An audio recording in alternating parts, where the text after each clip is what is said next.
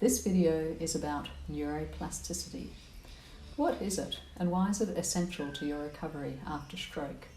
We will hear from 2 stroke survivors about how they have used the principles of neuroplasticity to guide their recovery after stroke. Neuroplasticity is changing the brain. It is the forming of new pathways and connections within the brain so that it can better send messages to the muscles in your arms and your legs so that you can move effectively. Neuroplasticity needs repetitions of practice, and the research tells us that it takes hundreds and hundreds of repetitions of doing the same thing in order to form those pathways within the brain.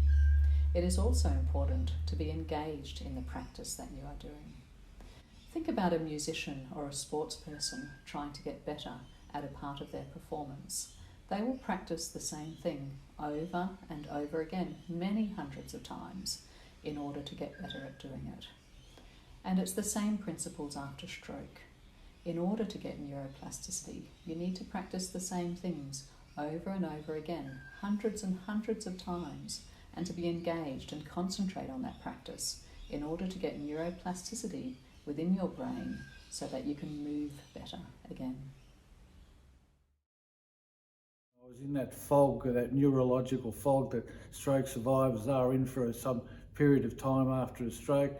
And then as it started to clear, we had a conversation, this chap and myself, and he said, "Brian, 20 reps a day ain't going to cut it." He said, "Welcome to the concept of big numbers, i.e. multiple repetitions." So it was at that point in time that I realised that I was in there for quite some time. It was unlike a dislocated shoulder or a torn hamstring. That stroke rehab is quite a prolonged and perpetual routine. So we no longer did I do my 20 a day. We sat down and worked out a plan, a rehab plan. We gave it a reasonable and a measurable objective, and that objective was to build strength in my right side and to get me walking again and help me with my right arm. So for 16 weeks I was in that gym for 5 hours a day, 5 days a week, and as I said, the only reason I was there for five days a week was I couldn't find the bloody key on Saturday and Sunday. I became addicted to it. It was because I was improving and getting stronger. I could see that the benefit of multiple repetitions. And at the end of 16 weeks, we used to sort of tabulate the results every day. At the end of 16 weeks, I had done something in the order of 26,000 sit-to-stands and over 136,000 repetitions on the tilt machine from 10 degrees to 50 degrees to build up strength. So it was, when you talk about multiple repetitions, they are part and parcel of a stroke routine. And my message to any stroke survivor who happens to be seeing this message is get used to it, because it's multiple repetitions are going to be part of your, not only your rehab, but as I talk later, it'll be part of your life.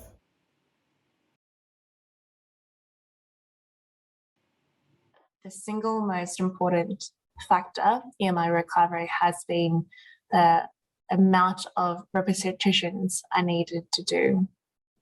So there's a difference between learning from the physio or OT in that setting, but the key difference was increasing the amount of repetitions. So that means it means giving me a lot of practice and also consistency. The amount of repetitions really was the dividing factor.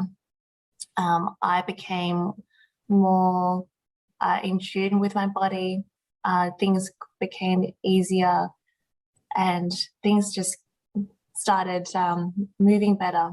But with neuroplasticity, I realized that it's not like in time, like a broken bone, it will heal. I really needed to engage with my brain.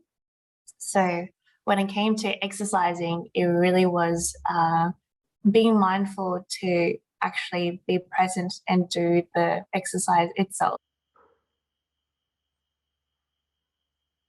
Repetition and consistency is key with all of your exercises. Your therapist might set you clear targets for each exercise or thing to practice. If you're having trouble meeting these targets, feel free to negotiate these with your therapist. Let them know how you're feeling, what's going on for you, and how to prioritize your exercises.